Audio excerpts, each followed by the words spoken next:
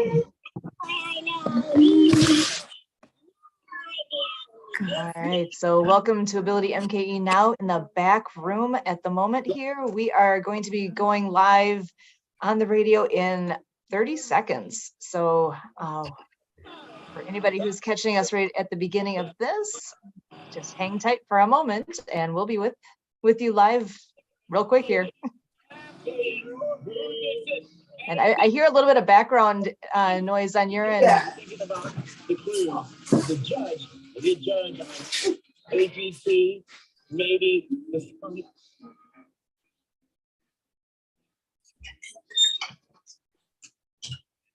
Welcome to AbilityMKE Now on River West Radio. My name is Sue Roskopf, and we are thrilled to be here this evening. AbilityMKE Now is a show all about integration, bringing people with disabilities and people that don't have a disability together, enjoying life here in the Pewaukee area.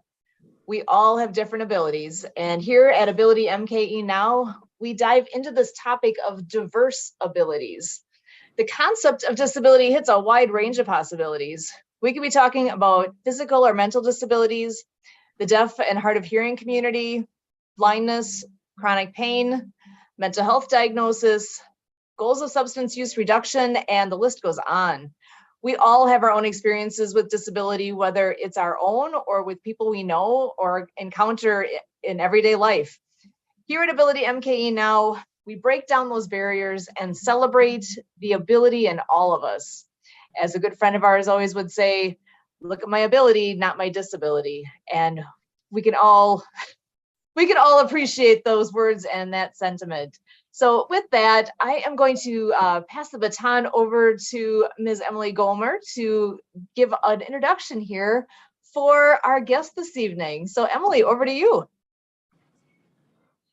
Hi, everybody. Our guest tonight is an aspiring actress, model, screenwriter, among other things, out of New York.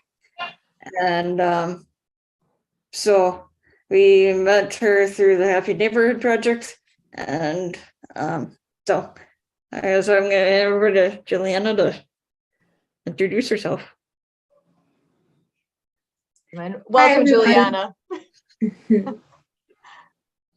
you want to go ahead and give us a brief intro on who you are, what you do, what are you all about? Thanks for being here. Thanks. Hey everyone, my name is Juliana, aka the Visionarie Girl on social media. I'm a New York City-based content creator and graphic designer. I'm also an aspiring screenwriter, model, and actor.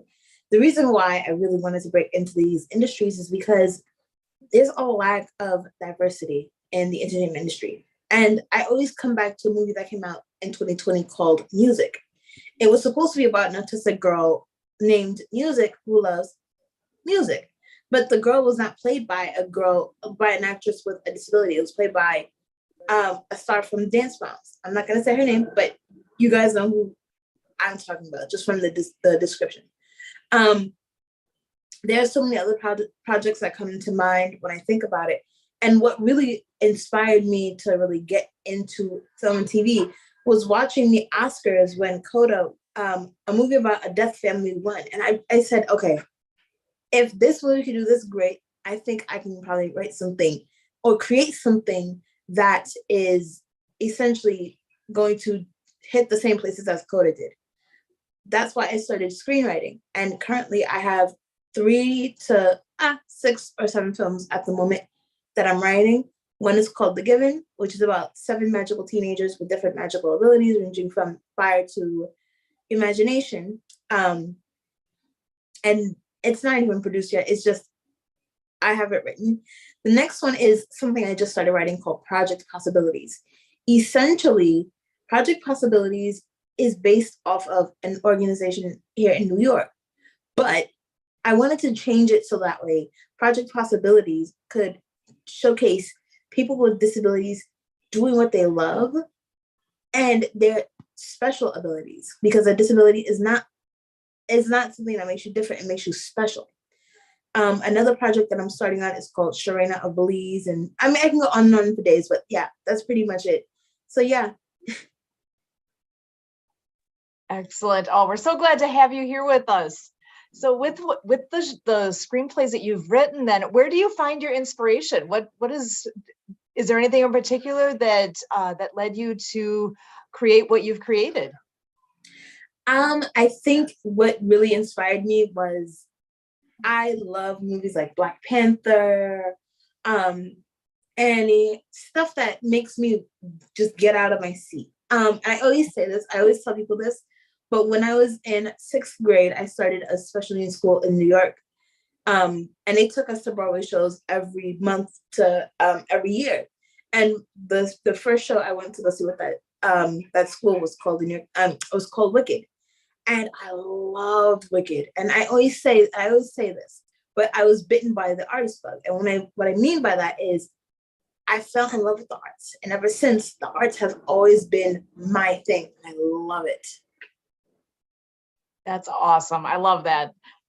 So now I know before the show, we were talking a little bit about even with TikTok and with social media, that type of thing. You had an insight with that I was not familiar with. I was wondering if you want to talk about that a little bit. Sure. So a lot of you may not be familiar with Blind Talk.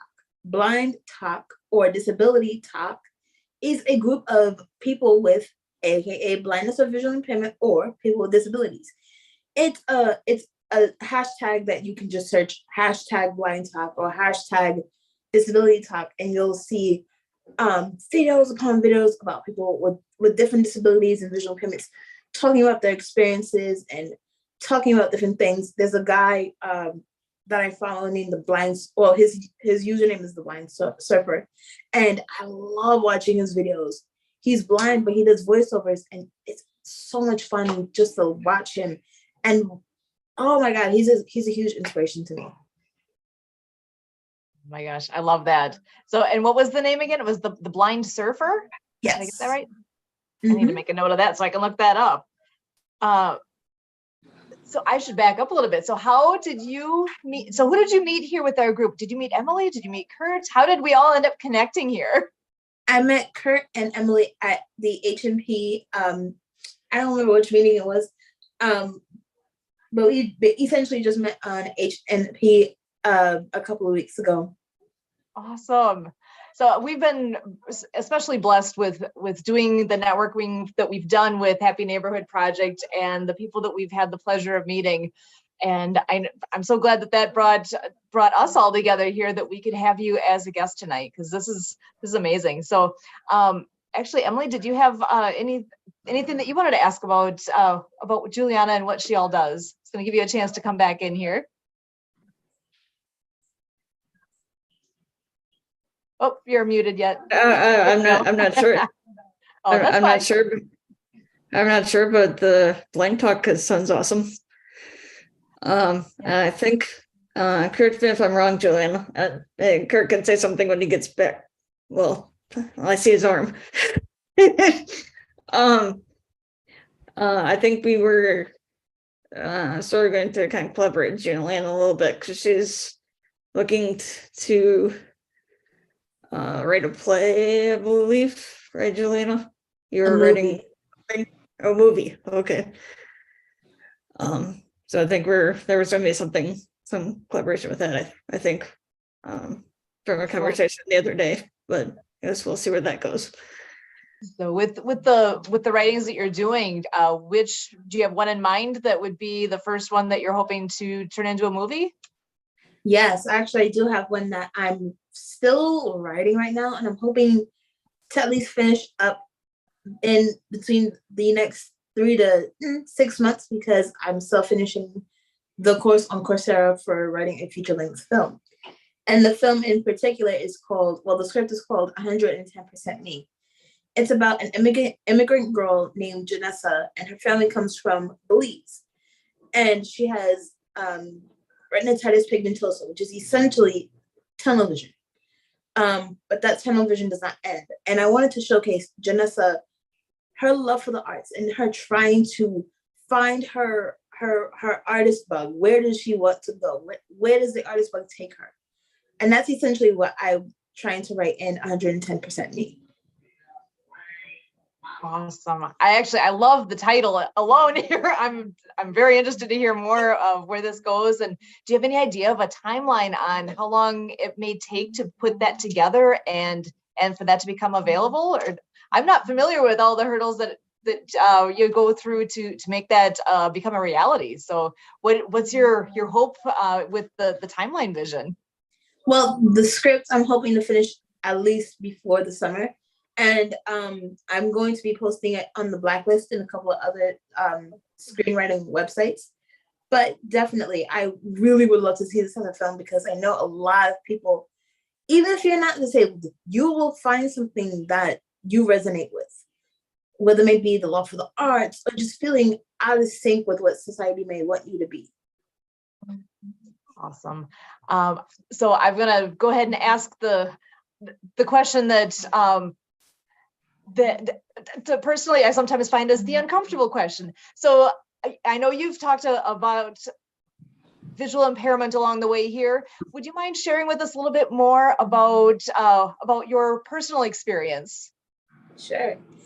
This is not an uncomfortable question at all. I think it's a great question, because shining a light on what a person may have is the best thing. So I have a couple of things. I have optic nerve atrophy, which is your optic nerve is damaged, childhood glaucoma or congenital glaucoma for doing medical terms, and nystagmus, which is dancing eyes, which means I can't see far distances. Throughout my life, I've had this visual impairment, and I've never, ever, ever felt like it was something that made me different. It made me special because of it. I love being a part of a disability community because it's so cool. It's such an amazing journey just to see who's with you on this journey. I've met so many friends in school and through life. Even being on TikTok, I've seen friends that I've met I've had in school. So just being a part of a community where people understand where you are coming from, that's the best feeling in the world. Yeah, that feeling of acceptance and relatability, that's right. huge. We all need that, right? Yes. Amazing. So I love that.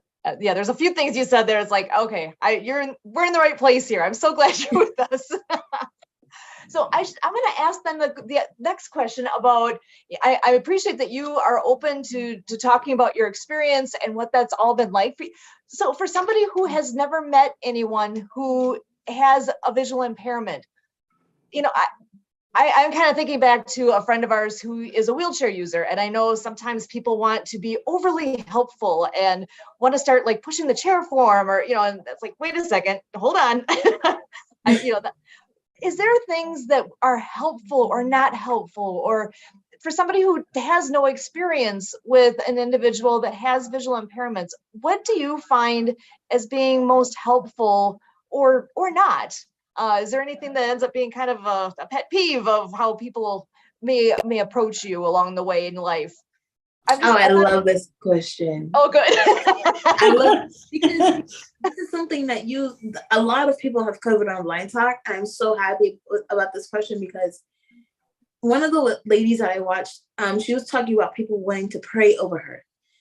Oh, let me pray over you to cure your disability. No, don't do that. A lot of us are still trying to figure out how to accept our own disability. So it's not something you could just pray over and just wipe away. We're still trying to figure out who or what makes us a person with a disability. So just try not to do that. Some people, but it's annoying to a lot of us. Another thing is, if you see us, don't grab us on our arm and try and guide us. Ask us, or we'll ask you, and just don't point, oh, it's over there, or it's behind you. A lot of us can't see where you're pointing.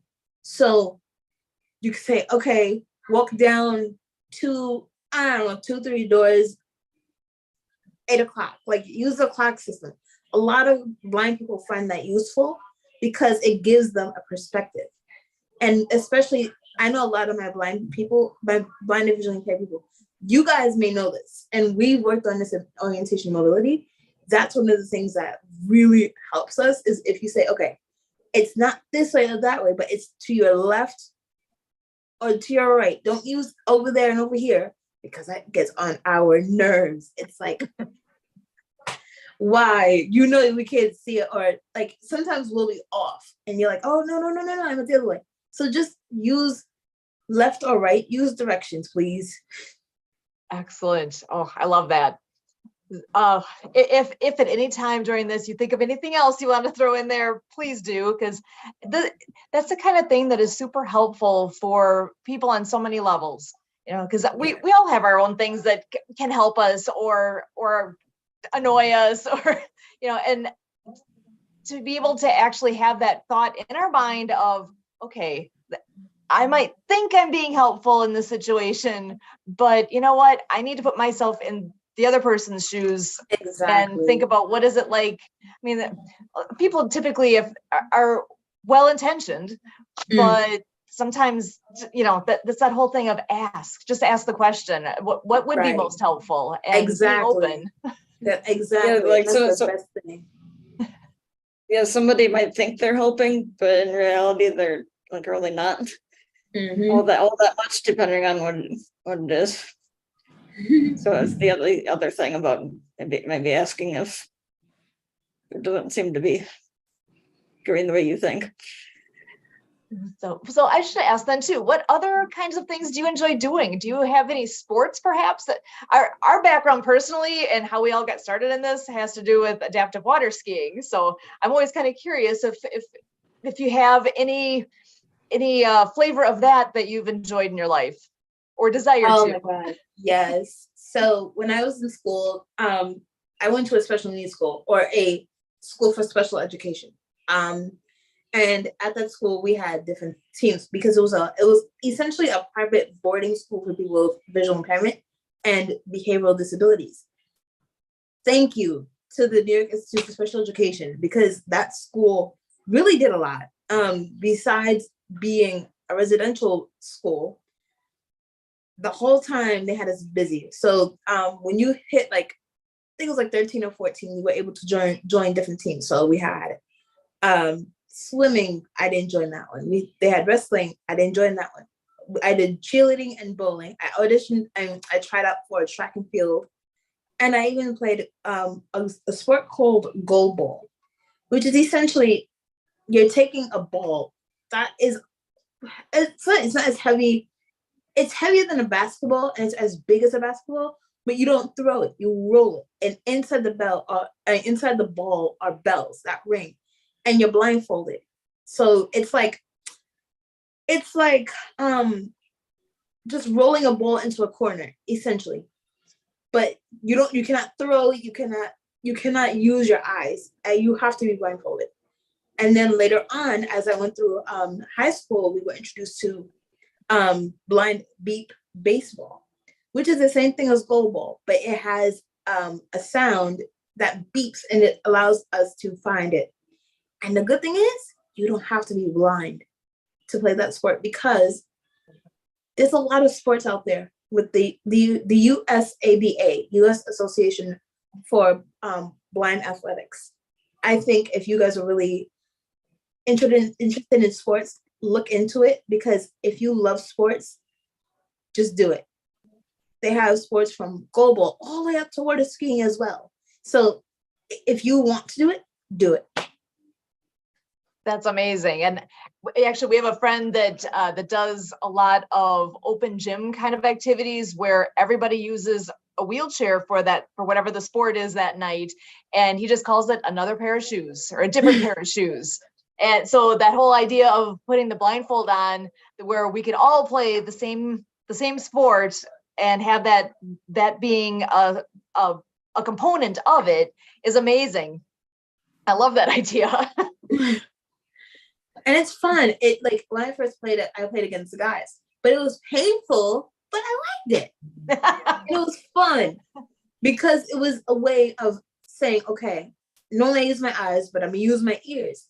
And it helps, especially if you are blind or visually impaired, because sometimes your eyes may play tricks on you, and your ears are your best friend to your eyes. Oh, and I'm just picturing too, I know different times in my life where I've done something blindfolded for whatever reason, and the different aspect, and it absolutely makes you take just a moment and say, okay, hold on, I need to resituate myself and totally approach it in a way that I don't normally approach it. Exactly. So yeah, that it's that idea of a whole different perspective. I like that very much. Right. So I want to get back to more about what you do between like social media and the graphic designing and all those things. If there's like one piece of what you do that you could say is your favorite, most fun thing to do, what do you like the most? If we're talking content creation, I think it's just talking to everyone and just showcasing what I think is useful and fun, because I live in New York and I know New York is so hard to navigate and there's a lot to do. So I try and cover a little bit of that. But if we're talking graphic design, I think it's just to get my head out of the world and just dive into the arts and the inspiration behind everything. Awesome. So, well, and I'm going to also ask another question it's in my mind, so I got to ask. So graphic design, wait a second. You're visually impaired. How do you do graphic design? I'm absolutely impressed with that. It's not that big of a deal, to be honest. There are blind artists or visually impaired artists. It's not that hard. As long as we have things to make our lives easier, like voiceover or magnifiers. I personally, whenever I draw, I magnify what I'm drawing to the biggest I can. Most of the time I don't, because I know I might need to see it from like a different point of view. So I love just using what I have. And I normally just use large print because I don't like voiceover. It drives me nuts. And it's just, it's simpler. It's easier without the voiceover. It's quicker. So if I'm on the internet, I just zoom in real close so I can read. Essentially, that's all it is. Find your accessibility and use it. We have another friend that actually has a business called Live Creatively, and that's because she's got her own disabilities in life as well. That makes it that she's always had to find a creative way to do everything she does every day, because just with how she lives, because the quote unquote normal, and it's not the normal, it is I keep quoting other friends today, being a temporarily able-bodied, all of us, like myself included here, that I'm able to walk on my 2 feet to go where I'm going. I don't need to use a wheelchair or other mobility device. That's typical, common, I'd say quite a bit. So that is something where I don't have to think at that level of how do I do some of these things in life? How do I get into the restaurant down the road here if I'm using a wheelchair, for example? There's different ways where you have to live creatively and make choices in that realm with everything you do. So I think that actually takes that level of creativity within a person up to that next level, because it's what you have to do all the time. Exactly. And there's definitely advantage in that. And I also love how your attitude with everything here too, because you're saying the same thing that so Chad is a friend of ours who's been on the show before. We go way back, and he's the one that put the phrase in my head of look at my ability, not my disability. And he's one that no challenge is too big. If somebody says he can't do it, he's going to find a way, no matter what that means. Exactly. So now I know you also mentioned actress, modeling. What are your aspirations in that realm? I was inspired by Deandra Forrest. She is one of the first albino models to be signed by a major modeling agency. I remember hearing about her when I first started in middle school at the New York Institute for Special Education. When I heard about her, I said, oh my God, that's amazing. I want to do something like that. And at that time, I wanted to become a fashion designer. But knowing how competitive fashion is, I knew that wasn't going to be possible. But I was like, you know what? Even if I want to do something similar to her, even if it's modeling, that's the dream. And with acting, I just want to represent my community. I know a lot of people are like, oh, just leave it to us. No. You need to see what it's like to be a person with a disability, to understand us. Don't just expect, oh, I know the medical terms, I know the you don't know what our day-to-day life is, because everyone's day-to-day is totally different. So what do you personally find as being your biggest challenge when you're trying to go about with day to day? What is there anything that is a repetitive thing that turns up to be a big challenge that you need to be dealing with? Not really, because I've been taught how to cook in school. I mean, there's just so much stuff that a good special needs or special ed school will teach you. And yes, there is a difference between special needs and disability. But I'm not going to get into that because it's a whole different thing. It's a whole different ballgame. But essentially, when you go to a special ed school that's private, they'll teach you how to cook. They'll teach you daily living skills. Right now, for me, I think the biggest barrier is the expense for school, because it's so expensive. And that's the only thing I can really think of that is just the biggest barrier. But I know that's not a barrier because there is a way around, as Eric Weiermeyer would say, because he created no barriers. I love that. And makes me wonder, it's one of those things makes me wonder locally here where there's a school that's equivalent, or if there is a school that's equivalent to what your experience was. I'm thinking there must be, but I actually am not familiar with it. So I will have to do a little homework here, find out in the Milwaukee area if there is something that is really equivalent to what your experience has been, because it sounds absolutely amazing. Yeah, and I think there's a whole bunch of schools that are like schools for the blind and visually impaired. I know there's one in Boston, Philadelphia, North Carolina. There's just a whole bunch all over the country. Awesome. Yeah, which makes sense. You would think that would have to be something available for people across the country, because exactly. You're not the only person in the school, right? Exactly. Yeah. There's a definite need for that to exist. So awesome.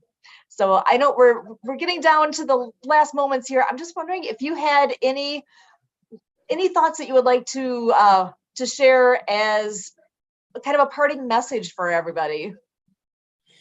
To my disability fam and to my disability allies, just follow your heart. Life is gonna really whip you around like a piece of spaghetti. It's gonna pull you, it's gonna twist you. Follow what makes you happy, just like I did. I loved fashion. I was told, maybe not. The arts were my second love. I went for the art, and look at me. I'm doing a whole bunch of stuff. I'm getting ready to look for schools, and you never know. You'll see me on the big screen or the small screen. That's fantastic. I love that. And we will definitely need to stay in touch, and that we, as me and my husband for sure, and beyond us in the area here, if we are able to follow along and see where your future takes you and what directions this all goes. I hope to run across paths here with the Networking with Happy Neighborhood Project as well, because that would be a lot of fun. I know our Wisconsin group always meets on Tuesdays at 1, and that's a fun time to be able to connect again with more people. And if it wasn't for doing those meetings like that, there's no way we would have crossed paths otherwise. So I'm very grateful for that. So I am so thankful that you were able to come and join us, and that I had a chance to get to know you better here tonight. I hope this is just a starting point, and that we'll have a chance to connect further in the near future. But I just want to say, on behalf of Kurt and Emily Gollmer, and for me, my name is Sue Roskopf. Juliana, we're so thrilled that you were able to join us at AbilityMKE Now, and we thank you. It was nice being on.